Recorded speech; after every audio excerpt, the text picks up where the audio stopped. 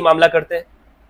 شیعوں کے بارے میں ان عقائد کو ان کی جانب منسوب کر دیتے ہیں جن کا وہ اقرار نہیں کرتے، جو ان کی کتابوں میں نہیں لکھے ہوئے۔ جناب ہاں شیعہ کے ساتھ قربانی ہو سکتی ہے، آپ قربانی کر سکتے ہیں، لیکن وہ جھوٹ موٹ ملا کر ان کی جانب منسوب کر کے حکم لگا دیا۔ بسم اللہ والصلاة والسلام علی رسول اللہ، اما بعد۔ بعض لوگوں کو روافض کی دلالی میں خواہ بخواہ میں وحدت کا کیڑا ہوتا ہے۔ ایسے لوگوں کے لیے عربی کا مقولہ مشہور ہے، انف فی الماء و استن فی السماء۔ ایسا ہی ایک رافضیوں کا نہ صرف دلال بلکہ مکمل رافضی فضل ہمدرد، جو اپنے آپ کو مفتی بھی کہلاتا ہے اور اپنے آپ کو سنی بھی کہلاتا ہے، لیکن ہے مکمل 101% رافضی۔ اس نے ابھی حال میں ہی قربانی کے حوالہ سے گفتگو کرتے ہوئے عالم اسلام کی عظیم دینی درسگاہ جامعۃ العلوم الاسلامیہ علامہ بنوری ٹاؤن کے ایک فتوے کو مد نظر رکھ کے اپنی جہالت کا منہ بولتا ثبوت دیا، اور خواہ مخواہ میں شیعہ کے وہ عقائد جن کا شیعہ خود بھی انکار نہیں کرتے ان کا دفاع کرتے ہوئے نظر آیا۔ بالفرض اس میں ایک مسئلہ تحریف قرآن کا، جامعہ کا فتویٰ یہ تھا کہ ایسا مذہب یا ایسے افراد جو یہ نظریہ رکھتے ہیں قرآن پاک میں تحریف ہو گئی، یا جو اماموں کو معصوم اور انبیاء سے افضل مانتے ہیں، ایسے لوگوں کو قربانی میں شریک کرنا قطعاً جائز نہیں ہے، یہ لوگ دائرہ اسلام سے خارج ہیں۔ اب اس نے خواہ مخواہ میں ان کی حمایت کرتے ہوئے روافض کی، اور روافض کی جو ہے دلالی کرتے ہوئے کہنے لگا جی یہ تو نہ ان کی کتابوں سے ثابت ہے اور نہ جو ہے ان کا عقیدہ ہے اور نہ انہوں نے کبھی زبان سے اقرار کیا ہے۔ تو اس کا مطلب یہ ہوا کہ فضل ہمدرد رافضی کو، جو اپنے آپ کو مفتی کہلاتا ہے، نہ اس کو اہل سنت کے مذہب کا پتہ ہے، نہ اہل سنت کے دلائل کا پتہ ہے، اور نہ اس کو شیعہ مذہب کی کتابوں کا مطالعہ نصیب ہوا ہے۔ بس صرف اٹھ کر یوٹیوب میں اٹھ کے ویڈیو بنانا اور اس پہ جو ہے وحدت کا چورن بیچنا اس شخص کا یہ کام ہے۔ اب جہاں تک بات بنوری ٹاؤن کے فتوے کی ہے، جو اس میں بات کی گئی ہے، تو بالکل وہ واضح ہے کہ روافض جو ہے وہ تحریف قرآن کے قائل ہے، اور اس حوالہ سے ایک دو نہیں بلکہ 2000 سے زائد روایات شیعہ کتب کے اندر موجود ہے، جو کہ باقر مجلسی کے اقرار کے مطابق تواتر کی حد تک پہنچی ہوئی ہیں، اور یہ روایات امامت کی روایات سے کم کسی صورت میں بھی نہیں ہے۔ اور اس حوالے سے صرف روایات نہیں بلکہ اس حوالہ سے انہوں نے اپنے عقائد درج کیے ہیں، اور اس کے اپنے اعتقاد کی کتابوں میں بھی درج کیا ہے، اور اس حوالہ سے باقاعدہ کتابیں 1 درجن سے زائد کتابیں اس عنوان پہ لکھی ہیں کہ قرآن پاک جو ہے وہ اس وقت مسلمانوں کے پاس اصلی موجود نہیں ہے بلکہ اس میں تحریف ہو چکی ہے۔ اور شیعہ اپنے عقائد پر رہتے ہوئے اپنا عقیدہ موجودہ قرآن پر ثابت بھی نہیں کر سکتے، اس لیے کہ شیعہ کے نزدیک حضرات صحابہ کرام رضوان اللہ تعالی علیہ مجمعین میں 2 گروہ تھے، ایک گروہ حضرت علی رضی اللہ تعالیٰ عنہ اور ان کے ساتھیوں کا، اور ایک گروہ دیگر صحابہ کرام خلفائے ثلاثہ اور دیگر صحابہ کرام۔ اور شیعہ کے بقول دیگر صحابہ کرام رضوان اللہ تعالی علیہ مجمعین معاذ اللہ منافق اور مرتد تھے، اور شیعہ کے بقول حضرت علی رضی اللہ تعالیٰ عنہ اور ان کے ساتھی تقیہ باز تھے، گویا کہ دونوں جھوٹے تھے۔ اور اس اعتبار سے جھوٹوں سے لیا گیا جو کلام ہوتا ہے یا جھوٹوں سے لی گئی جو بات ہوتی ہے وہ قابل اعتبار نہیں ہوتی اور وہ معتبر نہیں ہو سکتی۔ لہٰذا شیعہ کیونکہ قرآن کریم کو صحابہ کرام رضوان اللہ تعالی علیہ مجمعین نے جمع کیا، لہٰذا شیعہ اپنا قرآن پر ایمان بھی ثابت نہیں کر سکتے، لیکن فضل ہمدرد بڑی ڈٹائی سے کہتا ہے کہ نہ تو یہ بات ان کی کتابوں میں ہے نہ یہ بات ان کی عقائد میں ہے۔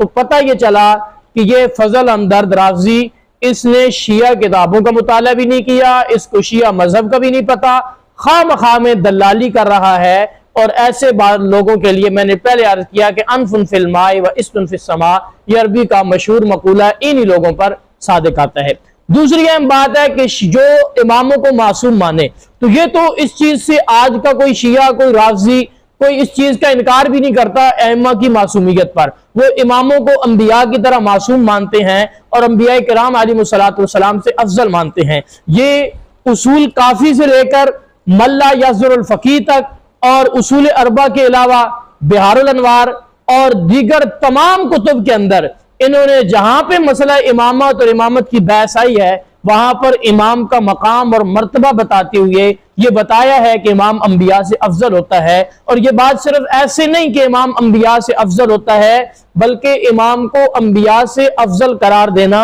انہوں نے اپنی ضروریات مذہب میں لکھا ہے۔ خمینی نے الحکومت الاسلامیہ میں یہ بات لکھی ہے کہ ان من ضروریات مذہبنا ان لأئمتنا مقام لا یبلغہ ملک مقرب ولا نبی مرسل، کہ ہمارے ضروریات مذہب میں یہ بات ہے کہ کوئی بھی جو انبیاء ہمارے اماموں کا جو مقام ہے اس تک جو ہے کوئی نبی، کوئی ولی اور کوئی ملک مقرب بھی نہیں پہنچ سکتا، نبی مرسل بھی نہیں پہنچ سکتا۔ اور اسی طرح ان کی کتابوں میں یہ باتیں لکھی ہوئی ہیں کہ اولنا محمد آخر اوسطنا محمد آخرنا محمد کلنا محمد، کہ ہمارا پہلا امام محمد ہے، درمیانی امام محمد ہے، آخری امام محمد ہے، ہمارے سارے امام محمد ہیں۔ گویا کہ حضور کے مقابلے میں اور حضور کے درجے میں اماموں کو سمجھتے ہیں۔ اب یہ باتیں شیعہ کتابوں میں بھی موجود ہیں اور امامت کے مسئلے میں شیعہ اس کا اقرار بھی کرتے ہیں، لیکن فضل ہمدرد ایسا اسے کہتے ہیں کہ مدعی سست اور گواہ چست، اور یہ ایسا گواہ ہے اور ایسا دلال ہے کہ وہ جس عقیدے کا اقرار کرتے ہیں اس کو بھی یہ کہہ رہا ہے کہ نہیں یہ ان کا عقیدہ نہیں ہے۔ تو ایسے دلالوں سے بچیے، شیعہ کے ساتھ قربانی کرنا ان کے کفری عقائد کی وجہ سے جائز نہیں ہے۔ جامعہ العلوم الاسلامیہ علامہ بنوری ٹاؤن عالم اسلام کی ایک عظیم دینی درسگاہ ہے، وہاں کے مفتیان کرام کا جو فتویٰ ہے یہی 1400 سال سے اکابر امت کا فتویٰ ہے، اور اسی پر یہ بات ہے کہ شیعہ کے ساتھ اہل سنت کی قربانی جائز نہیں۔ اور قربانی کے طریقے پر بھی اگر دیکھا جائے تو اہل سنت والجماعت کے نزدیک قربانی کے چھوٹے جانور بھیڑ، بکری، دمبے اور بکرے میں جو ہے ایک حصہ ہوتا ہے، اور گائے، بھینس، اونٹ وغیرہ میں جو ہے 7 حصے ہوتے ہیں، جبکہ شیعہ کے نزدیک بھیڑ بکری ہو تب بھی اور اونٹ، گائے وغیرہ اور بھینس ہو تو تب بھی اس میں 70 تک حصے کرنا جائز ہے۔ اس حوالے سے